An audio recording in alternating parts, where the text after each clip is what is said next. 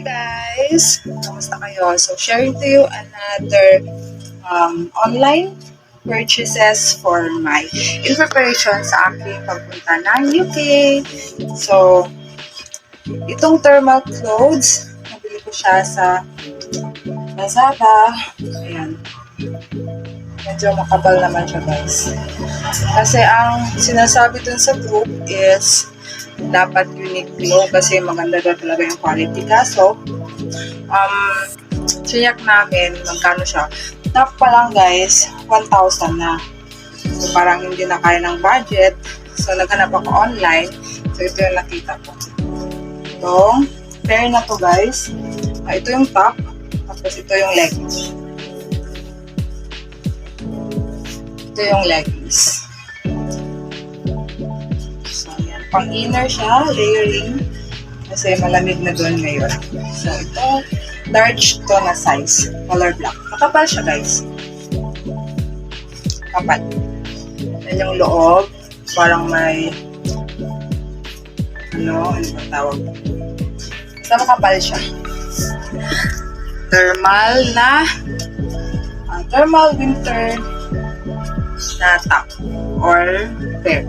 Then next is, dumating lang to kahapon. So sabi kasi ng friend ko na mahirap daw to hanapin doon or bubilhin doon. Kailangan pa ng ID. So, then 21 years old lang daw dapat ang bumili nito. Then hinahanapin pa ng ID.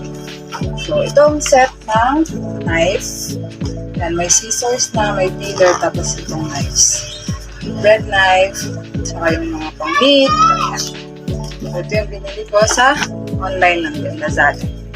Ayan, and then, nabili ko pa tong shoes. Malaki siya guys. Akala ko maliit na. Ayan. Dalawa, kasi meron akong dalawa dito para sa slippers ko na pangbahay and shoes, sneakers. Then, syempre, di dapat mawala yung claw kasi yung isa kong large, guys, is nabali. Kala ko naman, malaki din to. Kaso, maliit lang pala siya. So, kaya pa naman yan yung hair ko. So, white. Then, also this one. Mahilig talaga ako dito kasi bagong liband yung hair ko. So, parang ito yung magandang ilagay kasi hindi siya napo-fold. Kasi pag ponytail mo siya, napo-fold yung hair. So, parang ito maganda siya. Meron ako nito guys, kaso nabali yung dito. So, hindi na siya magamit. Kaya bumili ako. Kasi nakukyutan ako guys, yung pearl. Kaya bumili ulit ako. Tag 35. Also, this one guys, ano to, para sa baby hairs. Para hindi siya tumayo. Yan, pampaklat ng baby hairs to guys. Yan, aloe vera. Yan siya. Yan, kung gaano kadami. Nakapa din siya guys. Balik ko na ka. Hindi na bumapak. Yan, marami kasi akong baby hairs guys. Lalo na dito na side. Try natin, ha? First time ko matry to guys. Ha? Kita nyo ba? So, yung after, ito yung before. So, yan yung before ko ng mga baby hairs. So, guys, sobrang fix na hair. Yan yung after. Yan. Then dito, wala na lang masyado nakatayo. So, tayo din na.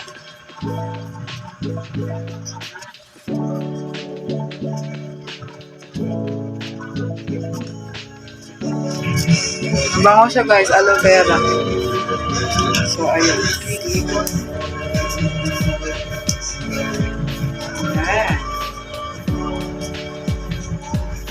So, isa lang pinili ko nito guys. Next is, syempre, lagayan ng toothbrush. Lagay ko to sa personal bag ko sa airport. Kasama na ko ito. Meron ako dito sa Saudi guys, kaso hindi ko na siya nadala. Kasi kung ako na brush. Lagay ko lang ito. Yan. Next is, ito guys, manicure set. Yan. Hindi ko din ito. Kasi nga, grown ako sa ingrown guys. Lalo na sa big toe ko sa paa. Yan, ingrown yan. Kaya, better na may dala ako nito. Kasi, hirap mag-shoes pag masakit ang ingrown. Yan sila. Ang yan sa lahat. 16 pieces to guys. So, yun. Dala din ako nito. And then, syempre, paunan. Yan, nagdala ako ng paunan guys. Ayan. Hindi ko na siguro i-open. So, may spoon and fork siya dito sa loob. Dito. Tapos 3 layers siya. 1, 2, 3. Ito yung baonan ko doon. Ayan. Hindi daw ito nabili pag may sabaw. So, tingnan natin. Makabaon ako ng sabaw doon. So, ito yung lunch bag. Maganda siya guys. Malaki. And then, of course, ang ating lunch bag. So, ayan. Medyo malaki yung kinuha ko, guys. Kasi, lagayan ko ng tumbler. Itong dito. Coffee tumbler. At saka, payong. Maliit akong payong dyan. Dyan ko ilalagay. So, ito yung mga essentials ko, guys. Papunta ng UK. So, yun lang for today's video. Salamat sa inyong panonood. See you on my next one. Bye-bye. God bless.